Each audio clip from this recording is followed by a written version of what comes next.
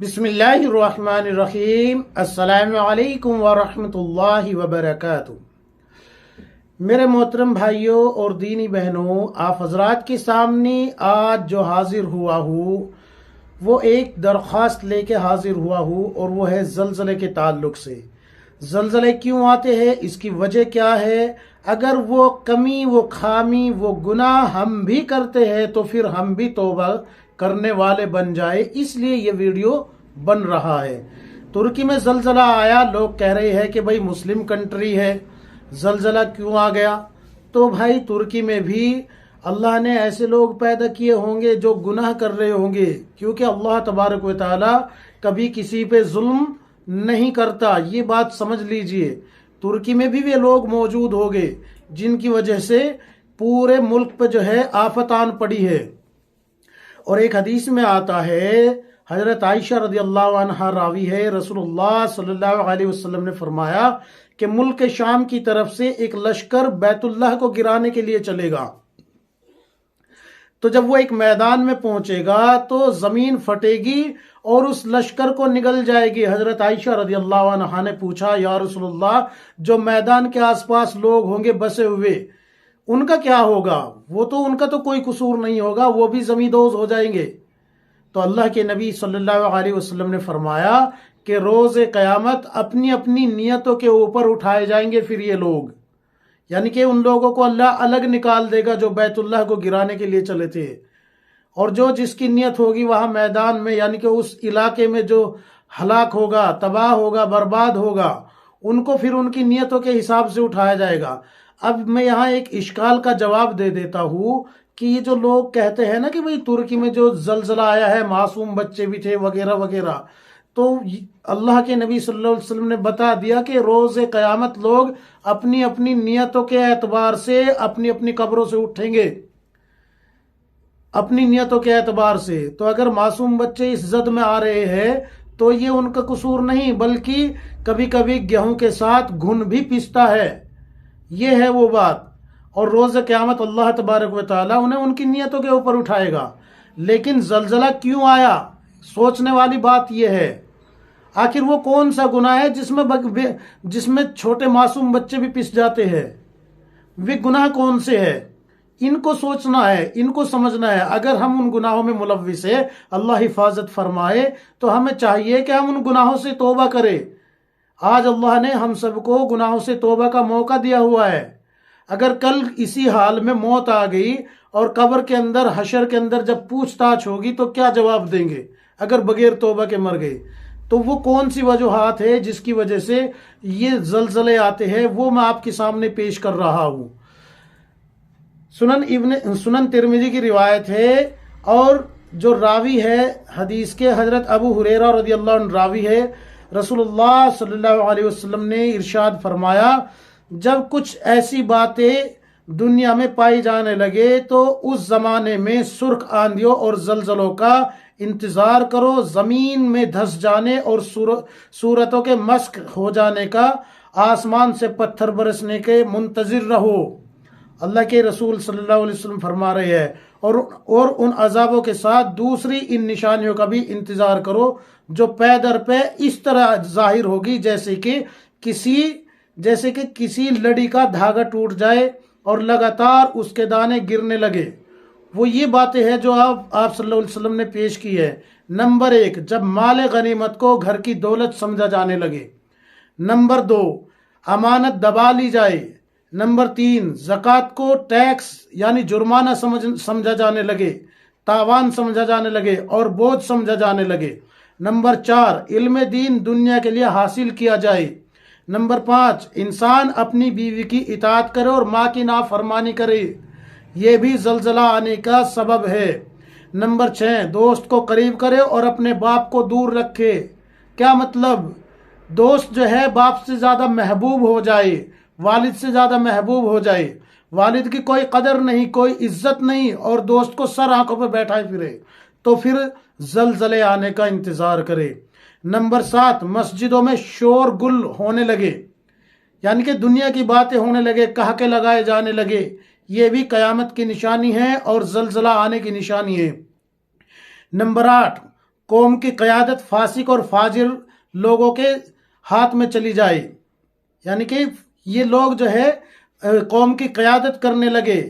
Number 9، انسان کی عزت اس لیے کی جائے تاکہ وہ شرارت نہ کرے، یعنی کہ کسی انسان کی اس لیے عزت کی جائے کہ اس کے شر سے لوگ محفوظ رہے، یعنی کہ اس کے خوف سے، اس لیے نہیں کہ اس کا کوئی بڑا رتبہ ہے یا کوئی وہ اللہ والا ہے یا کوئی جو ہے اس لیے عزت ہو رہی ہے، نہیں، بلکہ اس لیے کر رہے ہیں کہ یہ ہمیں نقصان نہ پہنچا دے اس کے دباؤ میں آ کے، تو یہ بھی زلزلہ آنے کی ایک نشانی ہے۔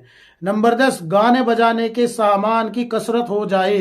آج موسیقی کا ہر سامان موجود ہے، دیکھ لیجئے، اور اس میں ملوث بھی مسلمان ہیں۔ ملوث بھی کون ہے؟ مسلمان۔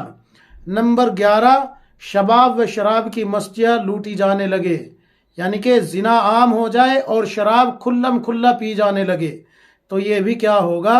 یہ بھی زلزلے آنے کی نشانی ہے۔ نمبر 12، بعد میں پیدا ہونے والے امت کے پچھلے لوگوں پر لعنت کرنے لگے، یعنی کہ جیسے کہ آج ہو رہا ہے، آج بھی ہو رہا ہے۔ ایک طبقہ وہ ہے جو امت کے پچھلے لوگ، یعنی کہ صحابہ اکرام، تابعین، تبع تابعین، علماء اکرام، ائمہ اکرام، ان سب پہ لعن طعن کر رہے ہیں۔ یہ بھی زلزلہ آنے کی ایک نشانی ہے۔ سنن ترمذی کی روایت ہے یہ۔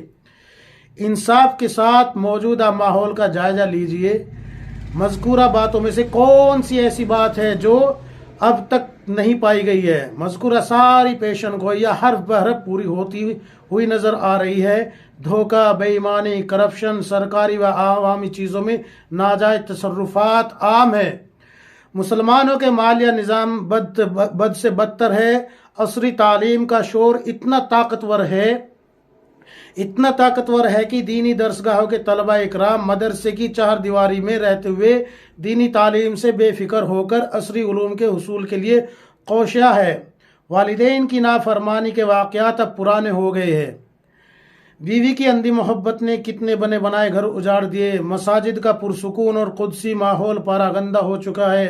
عہدے اور مناصب اور قیادت و سعادت نااہل کے ہاتھوں میں برسوں سے ہے۔ گانا، میوزک، فلم اور اس طرح کی چیزوں کا بازار اتنا گرم ہے کہ الامان والحفیظ اس حوالے سے کچھ کسر باقی رہ گئی تھی تو وہ موبائل اور انٹرنیٹ کے منفی استعمال نے پوری کر دی۔ یہ ساری چیزیں کیوں بتائی جا رہی ہے؟ اور سب سے بڑی بات تو وہ ہے کہ ام الخبائث، یعنی کہ شراب کا شوق جہاں غیروں میں ہے وہیں مسلمانوں میں بھی پایا جا رہا ہے۔ آج کتنے مسلمان ہیں جو شراب پی رہے ہیں؟ جب شراب پی جانے لگے تو سمجھ لو قیامت قریب آ گئی۔ جب شراب پی جانے لگے تو پھر کیا سمجھ لو کہ زمین میں زلزلے آنا، تباہی اور بربادی آ جانا۔ اور ایک روایت میں تو یہ آتا ہے کہ جب لوگ زنا کو حلال کر لے، شراب پینے لگے اور گانے بجانے کا مشغلہ اپنا لے تو اللہ کی غیرت جوش میں آتی ہے اور زمین کو حکم ہوتا ہے کہ وہ زلزلہ برپا کر دے۔ تو سوچو آج ایسا کون سا عمل ہے جو مسلمان میں نہیں پایا جا رہا، اور اس کے علاوہ اور کون سی ایسی بات ہے جو آج مسلمان میں نہیں پائی جا رہی؟ سیدنا انس رضی اللہ عنہ فرماتے ہیں کہ ایک آدمی نے ام المؤمنین حضرت عائشہ صدیقہ رضی اللہ عنہا کی خدمت میں عرض ہو کر زلزلے کے متعلق حدیث بیان فرمانے کے لیے کہا، لیکن سیدہ عائشہ رضی اللہ عنہا نے اپنا چہرہ پھیر لیا۔ حضرت انس رضی اللہ عنہ کہتے ہیں کہ پھر میں نے وہی عرض کی کہ ہمیں زلزلے کے متعلق کوئی حدیث بیان فرمائے، تو فرمایا کہ اگر میں نے تمہیں زلزلہ کے متعلق حدیث سنا دی تو تم ساری زندگی پریشانی میں گزارو گے، اور جب روز محشر تم اٹھائے جاؤ گے تو اس وقت بھی یہ پریشانی تمہارے اندر موجود ہوگی۔ میں نے پھر عرض کی کہ آپ ہمیں حدیثیں سنا دیجئے تاکہ ہم بچ جائے ان بیماریوں سے۔ تو حضرت عائشہ رضی اللہ عنہا فرماتی ہے کہ جب کوئی شادی شدہ عورت اپنے شوہر کے گھر کے علاوہ کسی جگہ اپنے کپڑے اتارتی ہے، یعنی کہ کسی اور کے لیے اپنا بستر جو ہے اس کا بستر گرم کرتی ہے، اس کے تعلق سے ہے یہ، جب اپنے کپڑے اتارتی ہے تو وہ اپنے اور اللہ کے درمیان کا جو حجاب ہوتا ہے، جو پردہ ہوتا ہے، اس کو پھاڑ دیتی ہے۔ یہ بھی ایک زلزلہ آنے کی کیا ہوگی؟ نشانی ہے۔ آج کتنی ایسی عورتیں ہیں جن میں یہ باتیں پائی جا رہی ہے کہ وہ کسی غیر کے لیے اپنے آپ کو سجاتی ہے، سنوارتی ہے اور پھر اس کے سامنے خود کو پیش کر دیتی ہے، اپنا جسم اس کو سونپ دیتی ہے اپنے شوہر کے علاوہ، کچھ پیسوں کے لیے تو کچھ جو ہے کسی کی چاہت میں ڈوب کے۔ تو اللہ اور اس بندی کے درمیان میں جو ایک حجاب ہوتا ہے، ایک پردہ ہوتا ہے، وہ پھاڑ دیتی ہے، اس کو کیا کرتی ہے؟ پھاڑ دیتی ہے۔ اور جب عورت غیر مردوں کے لیے خوشبو استعمال کرے تو اس کے لیے جہنم کی آگ اور شرمندگی ہوگی۔ پھر آگے مکمل حدیث بیان فرماتی ہوئی حضرت عائشہ رضی اللہ عنہا رو پڑتی ہے، بیان نہیں کر پاتی۔ لہٰذا یہ ساری باتیں جو میں نے آپ کو بتائی ہے، یہ ہے زلزلہ آنے کی نشانی۔ اب آپ یہ بتائیں کیا ترکی کے اندر ایسا نہیں ہو رہا؟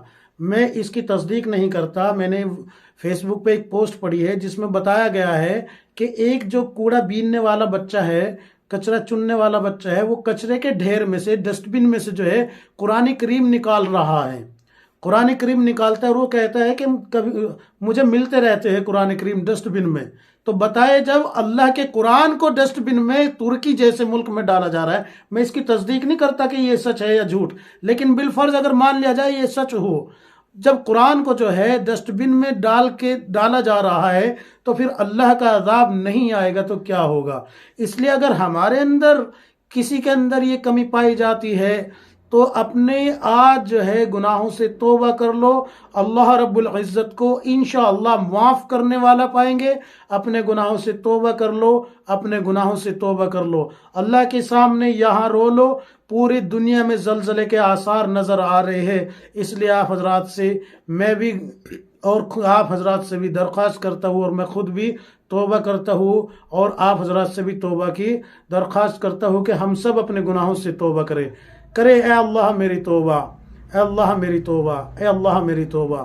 اللہ تبارک و تعالی ہم سب کو معاف فرمائے، ہمارے گناہوں کو معاف فرمائے، اور اللہ رب العزت ہم سب کو تقوی اور طہارت والی، اپنی رضا والی، رسول اللہ صلی اللہ علیہ وسلم کے طریقے والی زندگی عطا فرمائے، ہم سب کا خاتمہ ایمان بالخیر فرمائے۔